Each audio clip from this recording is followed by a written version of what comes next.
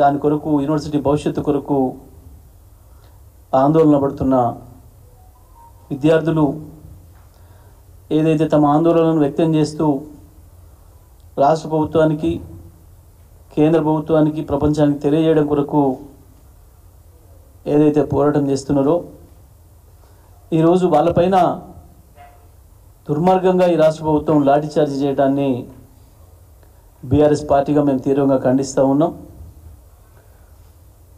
ఈ ప్రభుత్వం చాలా దుర్మార్గంగా వ్యవహరిస్తూ ఉంది.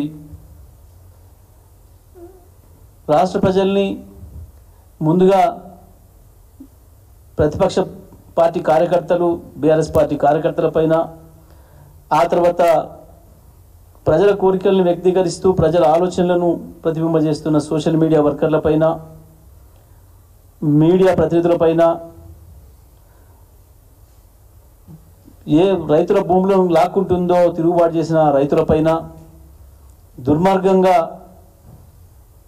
కేసులు పెట్టి అరెస్ట్ చేసి జైలుకు పంపుతూ లాఠీచార్జీలు చేసి ఏ రకంగా హింస పెడుతుందో, చివరికి ఏ విద్యార్థులు ఏ యువత మద్దతుతోనైతే అధికారంలోకి వచ్చిందో ఇవాళ ఆ విద్యార్థుల్ని కూడా దుర్మార్గంగా లాఠీచార్జ్ చేసి అనేక మందికి గాయాల పాలై అరెస్ట్ చేసి ఇవాళ పోలీస్ స్టేషన్లో నిర్బంధించడాన్ని మేము తీవ్రంగా ఖండిస్తూ ఉన్నాం.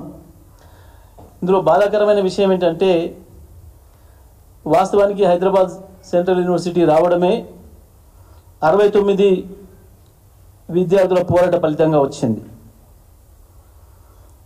1969 నాటికే తెలంగాణకు అన్యాయం జరుగుతుందని, ఉద్యోగాల్లో చదువుల్లో అన్నిట్లో నష్టం జరుగుతుందని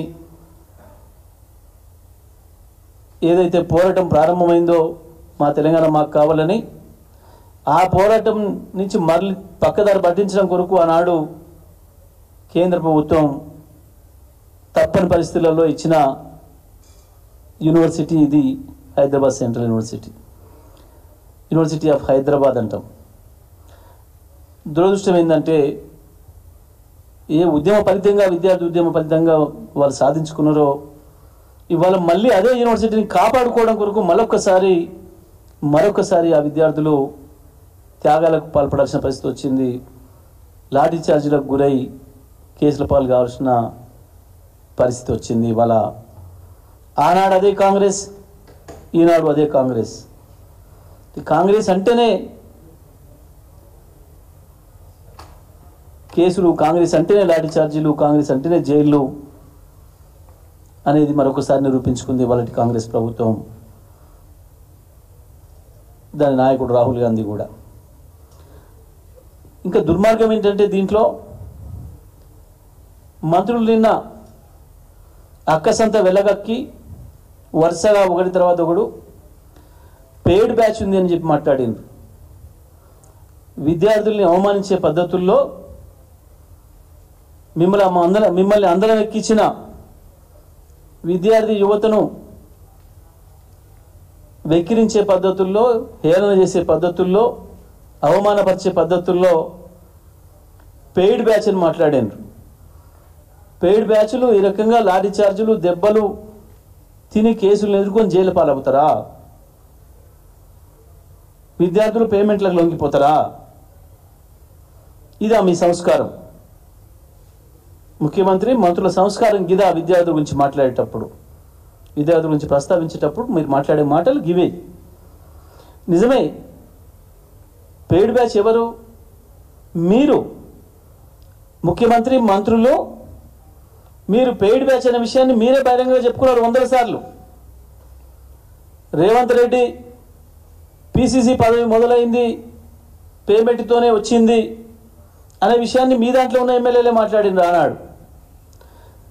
మంత్రి పదవి కావాలంటే ఇంత పేమెంట్ చేసి రావాలి అని చెప్పి మీరే చెప్తున్నారు.